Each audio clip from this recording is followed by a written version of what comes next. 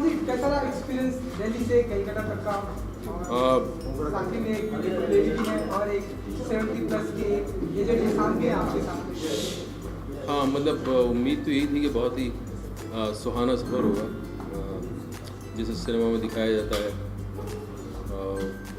यादगार सफ़र होगा। लेकिन इस फैमिली के साथ जो मेरा सफ़र है बहुत चैलेंजिंग सफ़र था। उसकी अपनी खूबसूरती है, उसके अपने चैलेंजेस थे, बट लाइफ चेंजिंग जर्नी है ये राणा का पीकू की फैमिली के साथ। मतलब अब इसकी लाइफ जो ये घर से निकला है इनको लेके, अब जब वापस लौटेगा तो इसकी ये कभी उसकी ज़िंदगी वो नहीं होगी जो थी। अब आप उसको कैसे भी समझिए। तो कुछ फ्रस्ट्रेट भी लगी मुझे आपकी जर्नी, बिकॉज मैं पोस्टर में देखा हूँ आपने गाड़ी उठा ली है। अब मतलब ये फेरी टेल तो है नहीं कि सब कुछ खूबसूरत खूबसूरत होगा। अच्छा। कि फेरी आएगी और दूध की नहरें बहेंगी और आप एक दूसरे के साथ उड़ते रहेंगे। ये ज़िंदगी है, ज़िंदगी के अपने अपने अपने चैलेंजेस होते हैं, अपने स्ट्रगल्स होते हैं, अपनी खूबसूरतियाँ होती हैं, अपने चेरिश करने वाले मोमेंट्स होते हैं। इरफान जी, अगर देखा जाए तो आप यूजली जो मूवीज़ का काफ़ी हार्ड हिटिंग होती है, ये out and out family entertainer है, तो क्या आपने सोचा कि आपने अपनी ये चॉइस लिया अपने करियर में, क्या ऐसी खास बात है? मैंने इसीलिए किया ताकि आप ये सवाल पूछ सकें, क्योंकि हार्ड हिटिंग फिल्में हमेशा करना आप नहीं करना चाहते हैं। आप रोमांटिक फिल्म भी करना चाहते हैं। मैं करना चाहता था रोमांटिक फिल्म, मैं कॉमेडी भी करना चाहता था, और मैं सही स्क्रिप्ट ढूंढ रहा था कब मुझे सही स्क्रिप्ट मिलेगी। एंड आई थिंक ये जब फिल्म आई तो मुझे लगा कि इसमें दोनों हैं, इसमें रोमांस भी है, इसमें कॉमेडी भी है।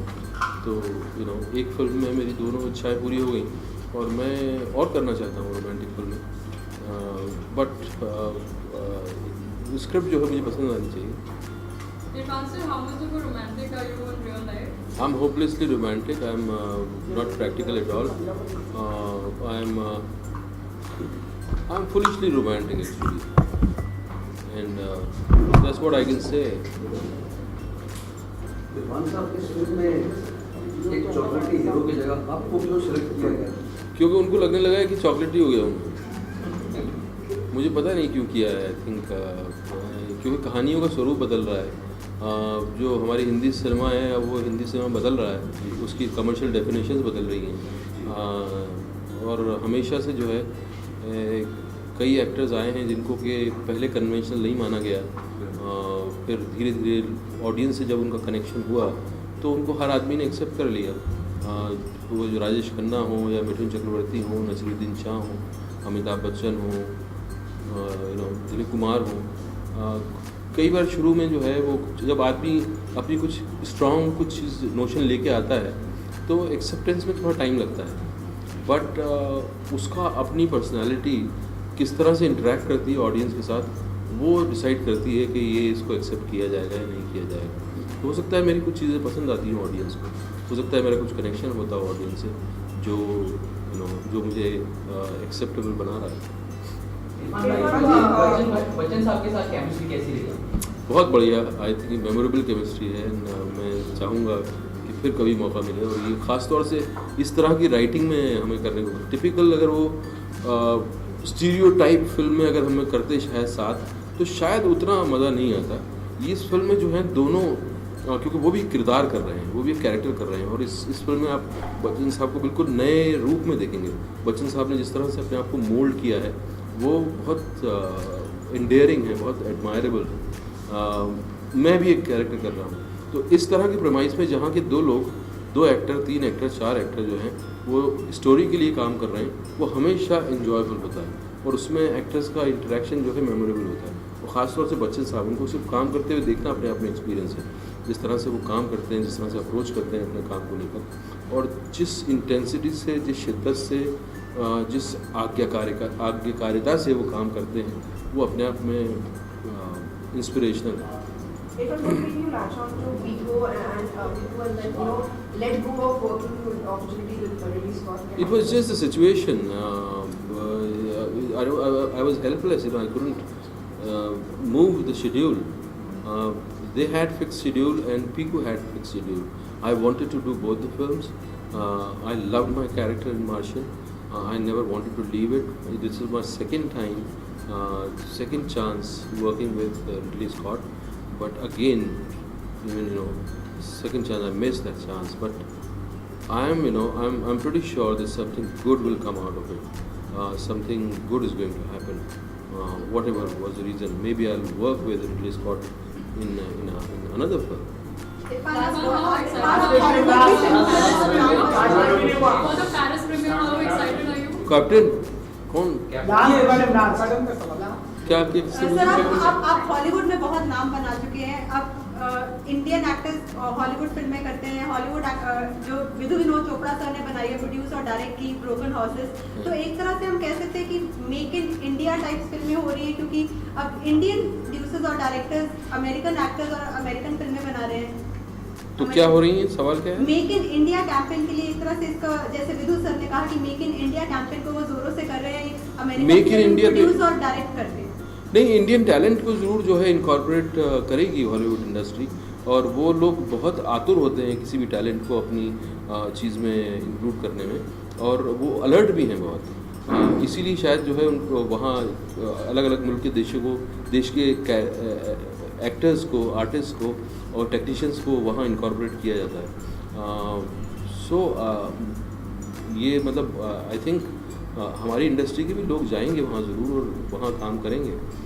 As a film maker I wish Vidhu साहब can continue making films there and make some mark in Hollywood cinema, and I wish him luck because I think he made a good film. The earlier film which he made, what was the name of the film?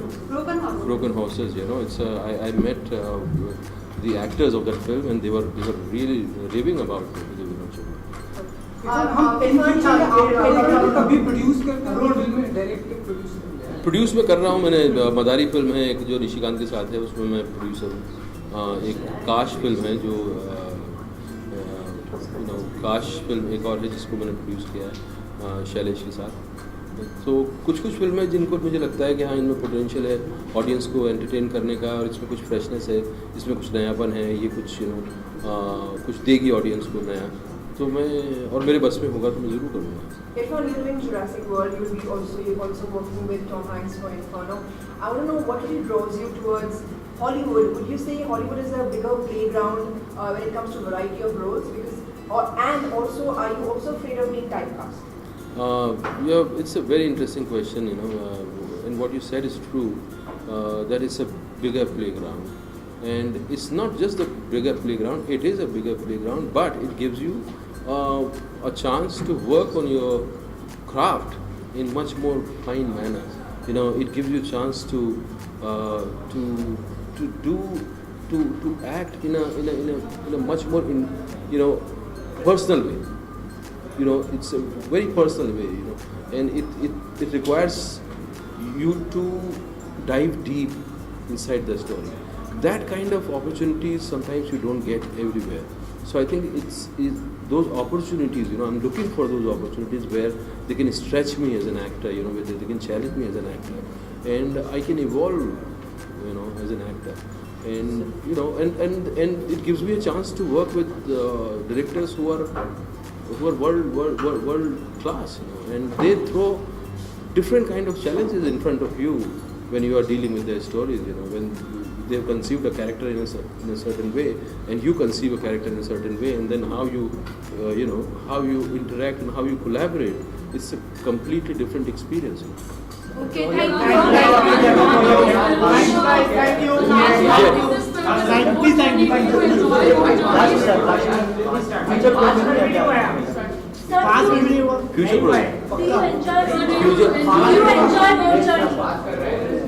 I do enjoy. I don't drive in cities because cities doesn't have infrastructure of driving. In cities you want somebody else to drive you, but as you go out of city, I love driving.